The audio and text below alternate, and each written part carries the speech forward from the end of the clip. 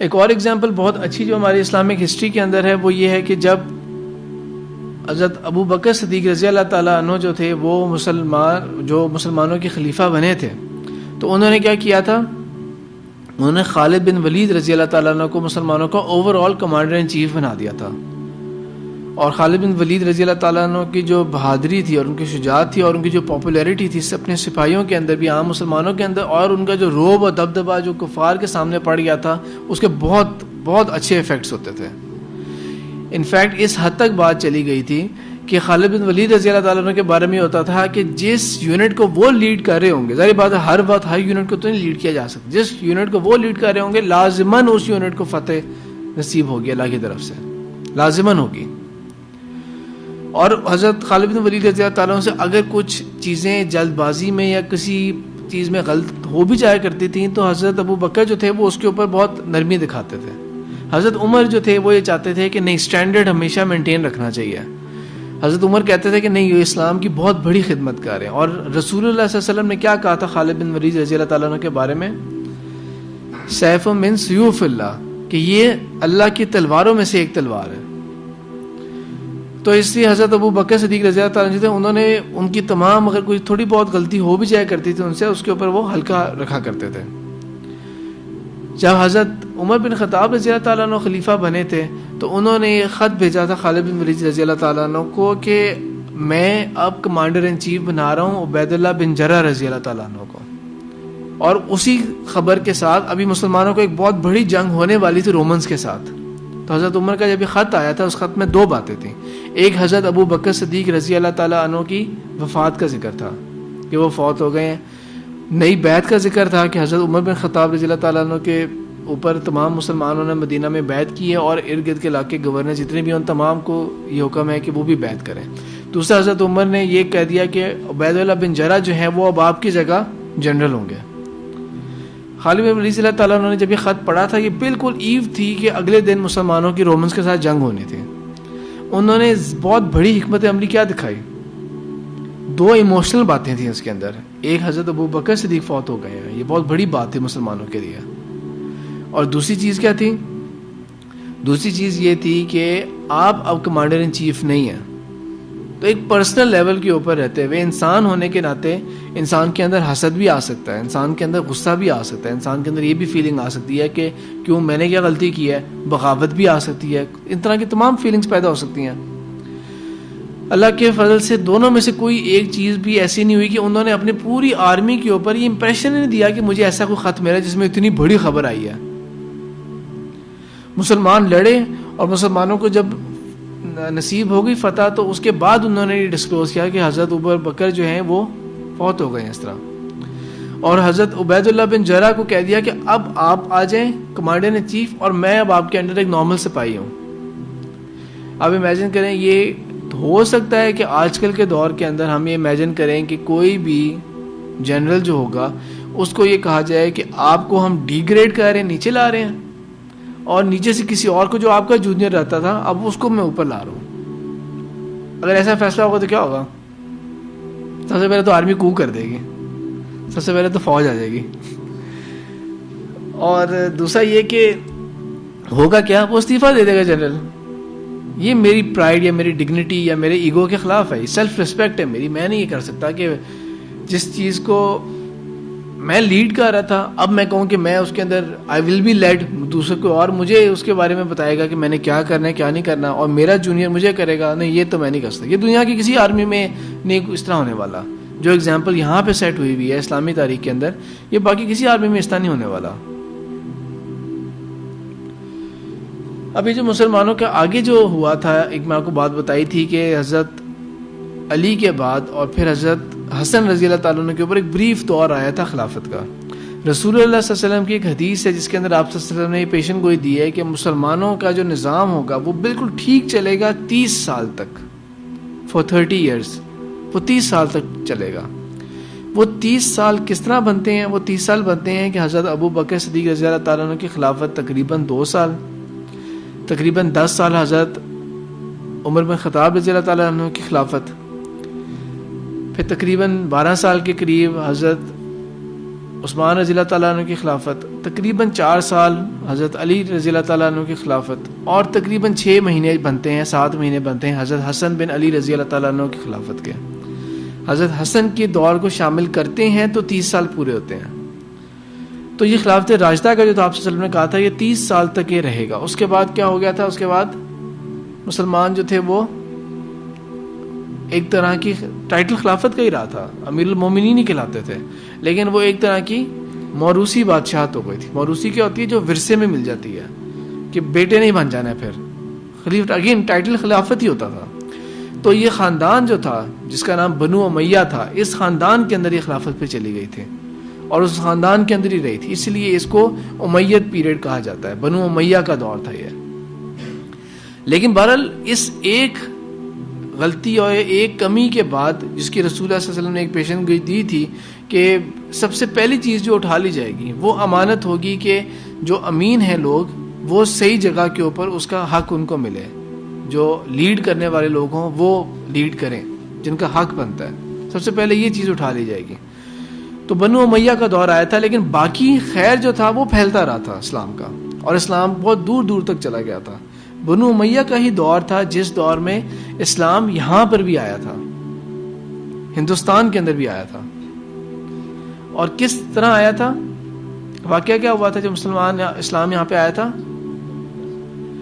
محمد بن قاسم آئے تھے، لیکن واقعہ کیا ہوا تھا؟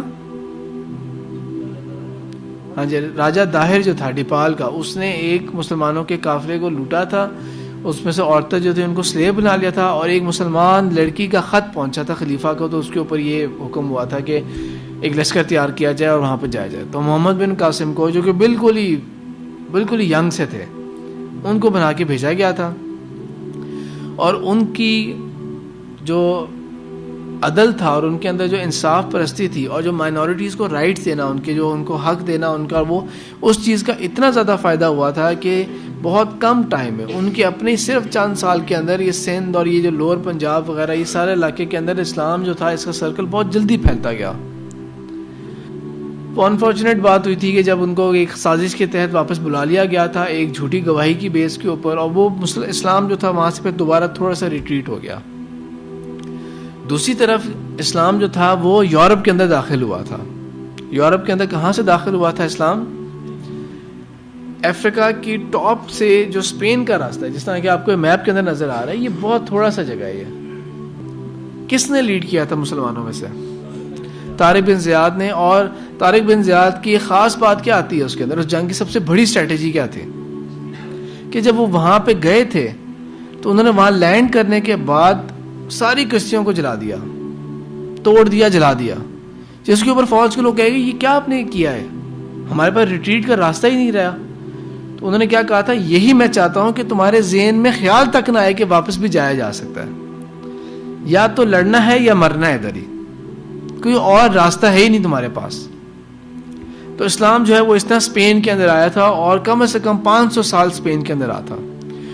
یہ جو ابھی پولیٹکس اور جو اس پوائنٹ آف ویو سے اسلام میں ایکسپینشن وغیرہ وہ چیزیں میں اس کے بارے میں بتا رہا ہوں، ورنہ اس کے اندر رہتے ہوئے بھی جو سائنس اور ٹیکنالوجی اور آرٹ اور لٹریچر، ان تمام چیزوں کے اندر جو اسلام نے جو کچھ دیا تھا اس کے بارے میں بھی باتیں کرنی ہے، وہ انشاءاللہ اگلی کلاس کے اندر ہوں گی. اسپین کے اندر جب مسلمان گئے ہیں تو وہاں پہ کیا ہوا تھا؟ اس طرح نہیں ہوا تھا کہ وہاں پہ گئے ہیں تو ادھر قتل و غارت ہو گیا تھا اور بری طرح لوگوں کو مارا یا کچھ اس طرح کی چیز نہیں، بلکہ کیا ہوا تھا 1495 کے اندر جب اسپین سے مسلمانوں کو نکالا گیا تھا اور جیوز کو بھی نکالا گیا تھا، تو کس طرح کیا گیا تھا؟ یا تو مار دیے گئے تھے یا جلا دیے گئے تھے. اتنا خون بہایا گیا تھا کہ ان کی جو گلیاں جو تھیں وہ گیلی ہو گئی تھی خون سے، اور جو باقی تھے ان کو جو بھا کے ڈمپ کر کے اور وہاں پہ جا کے واپس افریقہ کے ساحل پہ جا کے پھینک دیا گیا تھا. اور کوشش کی گئی تھی کہ پورے جگہ سے ہم لوگ یہاں پہ اسلام کو ختم ہی کر دیں، بس کوئی چیز بچے نہ اسلام کی. تو اسلام کو پاک کیا تھا انہوں نے اپنی طرف سے. اس کا جو لفظ استعمال کیا جاتا ہے وہ کلینلینس کے لیے کیا جاتا ہے کہ ہم نے پاک کیا، اسلام سے پاک کر دیا ہم نے اسپین کو. ایسا کوئی کام مسلمانوں نے نہیں کیا تھا جب مسلمان وہاں پہ گئے تھے، اور مائنورٹیز کو بھی رائٹ دیا تھا اور ان کو بھی حق دیا تھا. مسلمانوں کے پاس جب یروشلم آیا تھا، جو کہ میں نے پچھلے کلاس کے اندر آپ لوگوں کو بتایا تھا، حضرت عمر بن خطاب رضی اللہ تعالیٰ عنہ نے کس طرح فتح کیا تھا. تو 1095 کے اندر کلیمونٹ ایک شہر ہے فرانس کا، اس شہر کے اندر ان کا جو پوپ تھا اربن II، اس نے ایک ہلا دینے والا بیان دیا تھا، اور اس نے یہ کہا تھا کہ ہمارے جو ہولی پلیسز ہیں، ان کے ہولی پلیسز کون سے تھے؟ نظرت، جو کہ جہاں پہ عیسیٰ علیہ السلام کا جو ارلی ایجز تھے، جو ابتدائی سال تھے، وہ گزرے تھے، کیونکہ ان کو بولا کہ جاتا ہے مسیح ناصری، جیزس آف نظرت بولا جاتا ہے، یہ جیروسلم سے اوپر آتا ہے۔ پھر جیروسلم والا شہر اور اس کے ارد گرد کی تمام جگہیں، جو مختلف جگہیں ہیں، وہ تمام جگہ جو ہیں جہاں پہ ان کے نزدیک اور بھی بہت ساری چیزیں ہوتی رہی تھیں ان کے ریلیجن کے مطابق، عیسیٰ علیہ السلام سے ریلیٹڈ کافی چیزیں تھیں، ہم نے ان چیزوں کو کلیم بیک کرنا ہے۔ رسول اللہ صلی اللہ علیہ وسلم کو تو وہ نہیں مانتے، لیکن آپ صلی اللہ علیہ وسلم کے علاوہ اور کس کو مانتے ہیں؟ باقی تو تب کو مانتے ہیں، موسیٰ علیہ السلام کو مانتے ہیں، ابراہیم علیہ السلام کو مانتے ہیں، نام فرق ہوں گے، جس طرح ابراہیم کی جگہ کیا بولا جائے گا؟ ابراہم بولا جائے گا، موسیٰ کی جگہ کیا بولا جائے گا؟ موزیس بولا جائے گا، یعقوب کی جگہ کیا بولا جائے گا؟ جیکب بولا جائے گا، پھر اسی طرح ہی یوسف کی جگہ جوزف بولا جاتا ہے۔ اس طرح جو نام جو ہے نا، مختلف نام، وہ بائبل کے حساب سے وہ ہیں، بنا عبادت تو سب کو ہیں، تو اسی طرح ان کے نزدیک اور بھی بہت ساری چیزیں ہیں، جس طرح وہ آپ نے دیکھا ہوگا ایک ڈوم آف راک ہے، وہ گولڈن ایک کراؤن والا یروشلم کے اندر جو بلڈنگ ہے جو دکھائی جاتی ہے، وہ مسجد اقصیٰ نہیں ہے، وہ کیا ہے؟ گنبد الصخرہ ہے، ڈوم آف راک ہے۔ تو وہ کیوں ہمارے نزدیک مقدس ہے؟ کہ روایات کے مطابق معراج کا جو واقعہ تھا، ایک تو بات ہے نا، سورہ بنی اسرائیل کا دوسرا نام کیا ہے؟ سورہ اسراء۔ سورہ اسراء جو ہے وہ رات کے سفر کو کہتے ہیں۔ تو رات کے سفر جو آپ صلی اللہ علیہ وسلم کا ہوا تھا، جو جبرائیل علیہ السلام لے کے گئے تھے، انہیں کہاں سے؟ مکہ سے بیت المقدس لے کے گئے تھے وہ، اور اس کے بعد جو آسمان پہ جانا تھا، جو معراج ہوئی تھی، جو عروج پھر ملا تھا وہاں سے، جو فلائٹ ہوئی تھی وہاں سے، وہ ہوئی تھی اس جگہ کے جہاں پہ یہ بنا ہوا ہے، ڈوم آف راک بنا ہوا ہے۔ بائبل کو اگر پڑھیں گے تو بائبل کے اندر یہ مینشن ہے کہ ابراہم نے، یعنی کہ ابراہیم علیہ السلام نے جو بیٹے کی قربانی دی تھی، وہ اسماعیل علیہ السلام کی طرف اس کو منسوب نہیں کرتے، وہ اپنے بیٹے اسحاق کی طرف، جن کا نام کیا آتا ہے بائبل میں؟ کیا نام آتا ہے اسحاق کا؟ آئزک۔ آئزک نام سنا؟ آئزک نیوٹن سنا ہوا ہے نا؟ تو آئزک جو نام ہے وہ اسحاق کی بائبل ورژن ہے اس کا۔ تو ان کے نزدیک وہ آئزک تھے، جن کو ابراہیم علیہ السلام نے، وہ جو واقعہ ہوا تھا کہ ان کو ذبح کرنا تھا اور قربان کرنا تھا اللہ کی راہ میں، اور وہ واقعہ ہوا تھا، تو ان کے نزدیک وہ ان کے ساتھ ہوا تھا، اور وہ جیروسلم میں ہوا تھا، مکہ میں نہیں ہوا تھا۔ تو وہ اس پہاڑی کے اوپر کلیم کرتے ہیں۔ تو بہرحال اس طرح کے جو ان کے ہولی پلیسز، انہوں نے کہا تھا ہم نے ان کو کلیم بیک کرنا ہے۔ یہ فرسٹ کولیشن ایور بنی تھی اسلام کے خلاف، کہ یورپ کے جتنے بھی بڑے بڑے ملک تھے، کیونکہ رومن امپائر نیا ختم ہوا تھا ابھی، تو انہوں نے کیا کیا تھا کہ یہ جو یورپ کے جو مختلف ملک، فرانس، جرمنی اور یہ جو انگلینڈ، یہ سارے ملک جو تھے، ان سب نے ایک بہت بڑی گرینڈ کولیشن، بہت بڑی فوج مشترکہ بنائی تھی کہ آپس میں لڑنے کے بجائے ہم ادھر جا کے لڑتے ہیں، ان سے لڑتے ہیں۔ اور وہ آئے تھے ادھر، اگلے 1 سال تک تیاری کی تھی، 1 سال پورے تیاری کرتے رہے تھے، اس کے بعد آئے تھے مسلمانوں کے یہاں پہ، اور 1099 کے اندر جیروسلم کے اندر داخل ہو چکے تھے مسلمان۔ تو ان کو تو آئیڈیا بھی نہیں تھا کہ یہ ہونے والا ہے، اتنی بڑی فوج آ رہی ہے۔ تو جب جیروسلم میں داخل ہوئے تھے تو انہوں نے کیا کیا تھا؟ کوئی ایک بندے کو زندہ نہیں چھوڑا تھا، تمام کو مار ڈالا تھا، خون اتنا بہایا گیا تھا کہ ذکر آتا ہے، کیونکہ ہسٹری پر مسلم نے نہیں لکھی، کیونکہ مسلم تو رہے نہیں تھے، وہ سروائیو ہی نہیں کرے تھے کہ وہ بتاتے کہ ہوا کیا واقعہ۔ ان کے اپنے ہسٹورینز نے یہ لکھا ہوا ہے، اتنا خون تھا کہ ہمارے گھوڑے جو تھے ان کے گھٹنوں تک خون سے گیلے ہوئے ہوئے تھے، وہ اتنا زیادہ خون بہایا گیا تھا، اس قدر میسیکر ہوا تھا، میس میسیکر۔ اور تقریباً 88 ایئرز کے بعد جب مسلمانوں کو صلاح الدین ایوبی جیسا لیڈر ملا، اور انہوں نے جب جیروسلم کو فتح کیا تھا، تو انہوں نے کیا کہا تھا؟ انہوں نے تمام لوگوں کو کہا تھا کہ معاف کیا آپ کو، ان تمام کو کہا تھا کہ اگر کوئی یہاں سے کرسچن لینڈ تک جانا چاہتا ہے تو ہم آپ کو سیف کانٹیکٹ دیں گے، ہم آپ کو راستہ دیں گے، سیف پیسج دیں گے کہ آپ کے اوپر کوئی حملہ نہیں کرے گا۔ ہر بچے کو کوئی لونڈی نہیں ہم بنائیں گے، کسی کو ہم کنیز نہیں بنائیں گے، کسی بچے کو، کسی لڑکے کو غلام نہیں بنائیں گے، آپ کے تمام ریلیجیس پلیسز جو ہیں وہ انٹیکٹ رہیں گے، ان کو نہیں خراب کیا جائے گا۔ اس جنراسٹی کے ساتھ جو ہے وہ صلاح الدین ایوبی نے یہ فتح کیا تھا یروشلم کو۔ صلاح الدین ایوبی کو وہ لوگ اپنی بکس کے اندر سیلاڈین بولتے ہیں اور ان باتوں کو اکنالج بھی کرتے ہیں. 2005 کے اندر ایک مووی آئی تھی کنگڈم آف ہیون, اس کے اندر انہوں نے یہ ساری چیزیں ریٹریس کی تھیں یہ والی, اور اس کے اندر یہ ساری باتیں اکنالج کی تھی کہ جب کرسچنز آئے تھے تو انہوں نے they butchered every Muslim within the walls when they took this city. یہ اس مووی کا ڈائلاگ ہے, the Christians butchered every Muslim within these walls when they took this city. تو اس مووی کے ڈائلاگ کے اندر صلاح الدین کا جواب آتا ہے آگے سے, I am not those men, I am صلاح الدین.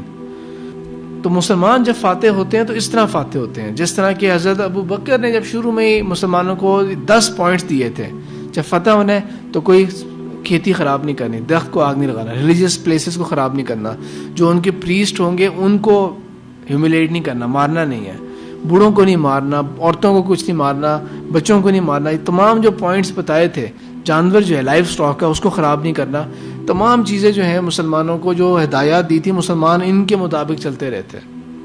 جب فاتح مسلمان جب بھی کہیں جاتی ہے, مسلمان فوج جب بھی فاتح کے طور پہ جاتی ہے کہیں پر, تکبر کبھی نہیں کرتے, لوٹ مار کبھی نہیں کرتے, اور جس جگہ جاتے ہیں وہاں پہ امن قائم ہوتا ہے.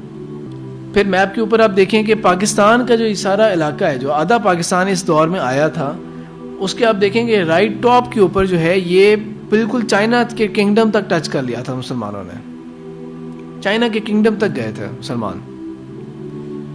اور یہ ایک بک ہے جو میں آپ لوگوں کو خاص طور پہ دکھانا چاہتا ہوں. یہ دیکھیں بک کا ٹائٹل کتنا انیوژول ہے, چائنیز کے اندر یہ لکھا ہوا ہے, دا بک آف اے گریٹ صحابی سعد بن ابی وقاص اینڈ مسلمز ان چائنا. اس کے اندر اس میں واقعہ انہوں نے مینشن کیا ہوا ہے کہ کس طرح جب سعد بن ابی وقاص رضی اللہ تعالیٰ عنہ جو تھے وہ حضرت عثمان رضی اللہ تعالیٰ عنہ کے دور میں جب وہاں پہ گئے تھے بادشاہ تک اسلام پہنچانے کے لیے, تو کس طرح ویلکم کیا گیا تھا, ایک مسجد بنانے کے لیے اجازت دی گئی تھی. اور اس بک کے مطابق یہ راستہ ہے اس قبر کا جو سعد بن ابی وقاص رضی اللہ تعالیٰ عنہ کی قبر تک جاتی ہے, چائنا میں ان کو دفنایا گیا. تو مسلمان جو تھے وہ دنیا کے بہت دور دور کونوں تک پہنچے تھے. ٹھیک ہے, اب اس سے ریلیٹڈ یہ کہ اب آگے کی کلاس کے اندر انشاءاللہ جو بات آپ سے کرنی ہے وہ اس کے اندر یہ ہوگا کہ مسلمانوں نے سائنس کے لیے کیا کیا ہے, مسلمانوں نے لٹریچر کے لیے کیا کیا, آرٹس کے لیے کیا کیا ہے, مسلمانوں نے جو سوشل ایولیوشن ہوتی ہے, آرکیٹیکچر ہوتا ہے, اس کے لیے مسلمانوں نے کیا کیا کیا تھا. کیونکہ اسلام کے بارے میں جو ویسٹرن ہسٹورینز ہیں انہوں نے یہ بات لکھی ہے کہ اسلام کی فتوحات ان تمام فتوحات سے ڈفرینٹ ہیں جو کہ الیگزینڈر کی ہوتی تھیں, یا جو اور بہت بڑے بڑے جو بادشاہ رہے ہوئے گریک اور رومنز ان سے ہوتی تھیں. کیونکہ ان کے دور میں جب بھی فتوحات ہوتی تھی تو کیا ہوتا تھا, صرف قتل و غارت ہوتا تھا, جس بستی سے ہو کے گزرتے تھے تہس نہس کر کے چلا جایا کرتے تھے.